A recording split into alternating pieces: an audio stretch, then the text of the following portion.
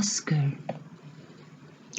Mom and Dad think they know all about Treasure, but the only things they know are the silly ones. They know what she looks like. They know she only eats ice cream. They know she's the reason I disappeared out of school, and they got very, very scared and had to call the police. What they don't know is what actually happened that day, or why. It was my fault. I kept on telling Treasure how I couldn't wait for the school holidays.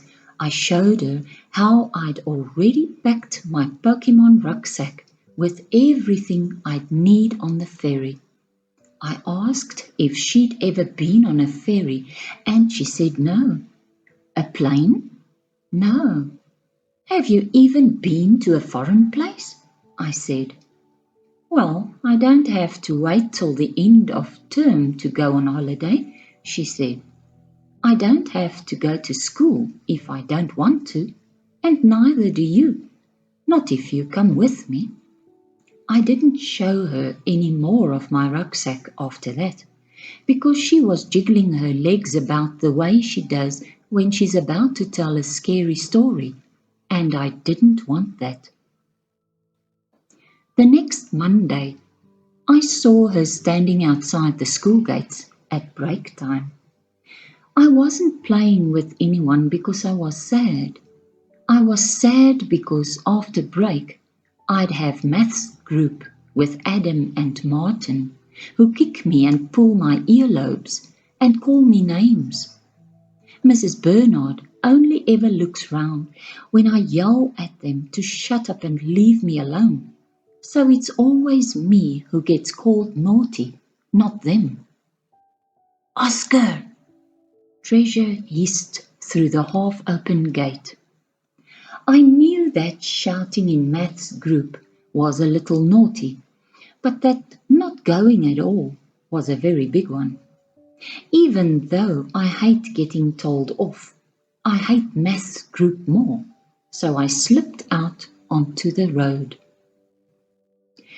Treasure grabbed my hand and pulled me all the way down the hill to the big main road, which Mummy doesn't let me cross unless I'm holding her hand.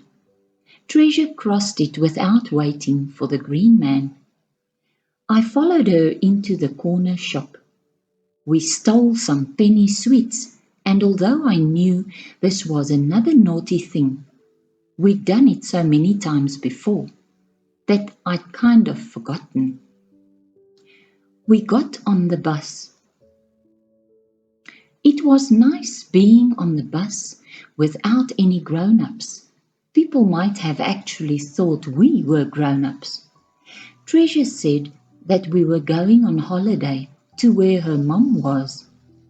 I told her that I was okay for a holiday because we were going to France soon. I wanted to get back to class for the afternoon, so I could finish my scrapbook about trains. She stared at her half-reflection in the bus window and said that her gran was getting iller and iller. If we didn't go to get her mum now, there'd be no one to look after her and her brother.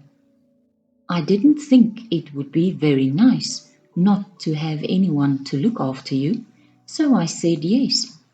I could always finish my train scrapbook next week.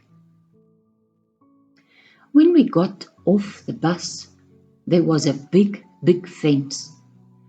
She told me that on the other side there was a really nice hotel with a pool and those drinks with the little umbrellas in them, and ice cream. She said that if we walked round the fence, we'd get to the door. But we walked, and all we got to was a very big gate. There was a sign that I couldn't read because someone had graffitied a picture of a man doing a poo on top of it. I don't know who did that or why, but it made us laugh. There was a graveyard across the road. Treasure said that actually her mom had agreed to meet her there. The graveyard had millions of graves in it, and I didn't want to go there. But I didn't want to stay by the fence either, so I followed. We walked between the graves until we got to these old mossy ones that looked like playhouses. Treasure knelt down beside one and put her eye and then her ear up to a crack in its roof. She told me to shut up about her scrapbook. Then she told me that she could see a skeleton and that it was talking to her. It was telling her more stories about the dead people that lived in our house.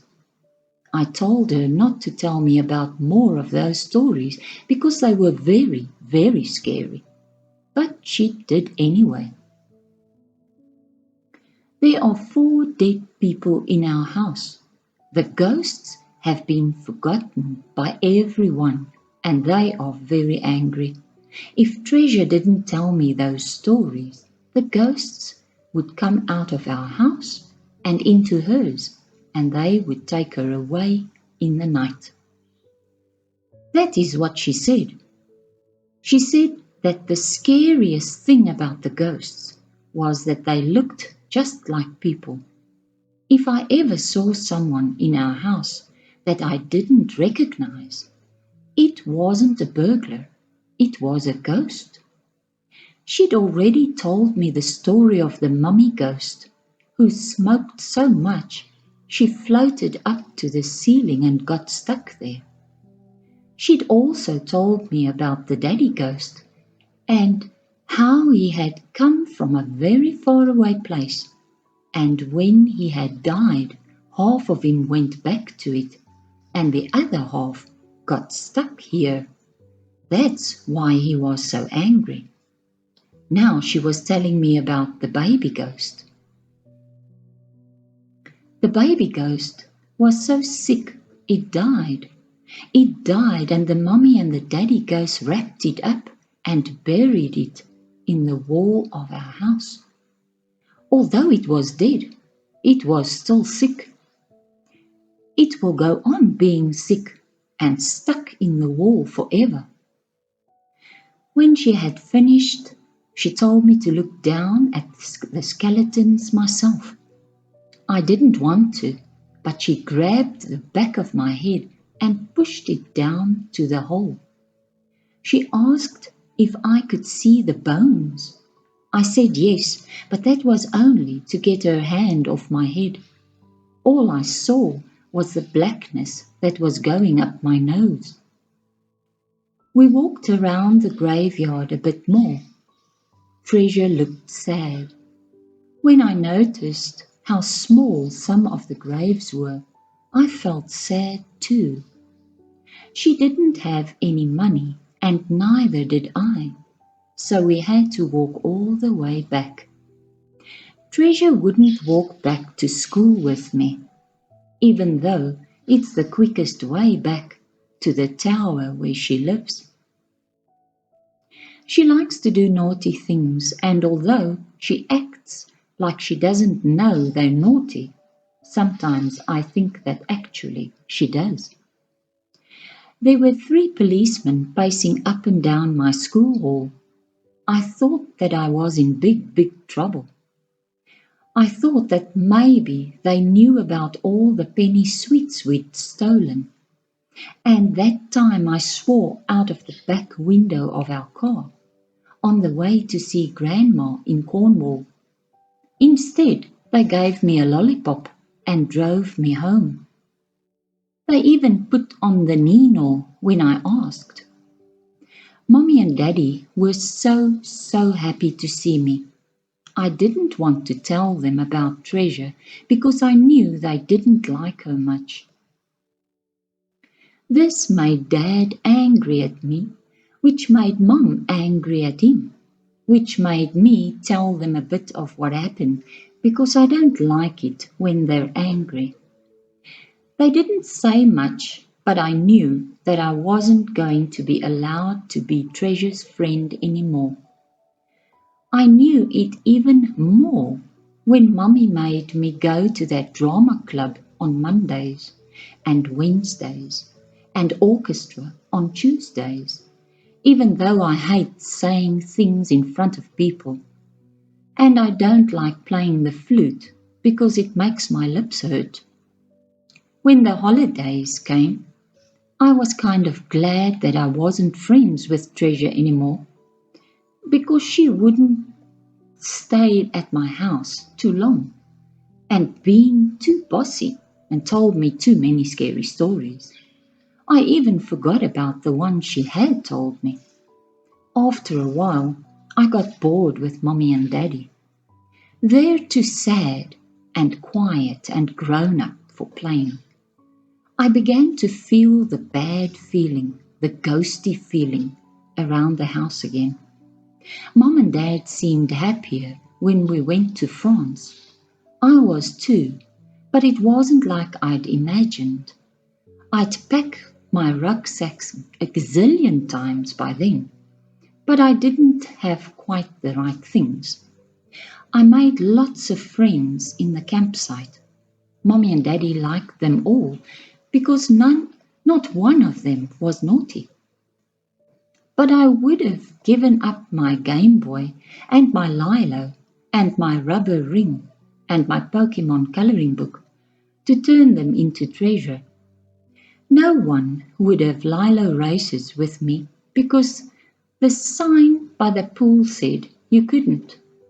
No one wanted to swim in the sea because the mummies and daddies said it was dangerous. No one wanted to sneak into any of the caravans because strangers equaled danger. Treasure would have done all that. She would have thought up even naughtier things, ones that were so fun. I couldn't think them up myself. She'd have liked the campsite ice cream and the bubble pool. She'd have made pretty shapes in the sand on the beach. But she was stuck in that grey tower, and when I got home, she'd still be there, and I'd still be with Mom and Dad. This made me sad, because you can't find interesting things without being naughty. But Mom and Dad aren't naughty people, so I don't really know how to do it by myself. When I got home, I snuck into the loft room, because you can see Treasure's tower from there. I got out the heavy binoculars Dad uses for bird watching. I saw pigeons, seagulls, and a woman throwing a cigarette off the balcony of one of the flats in the tower. I couldn't see the woman clearly, but I could see the orange cigarette fire falling and falling until it hit the ground. I saw other things too, only I can't remember what they were. Because not one of them was Treasure. I'll keep looking though. I will.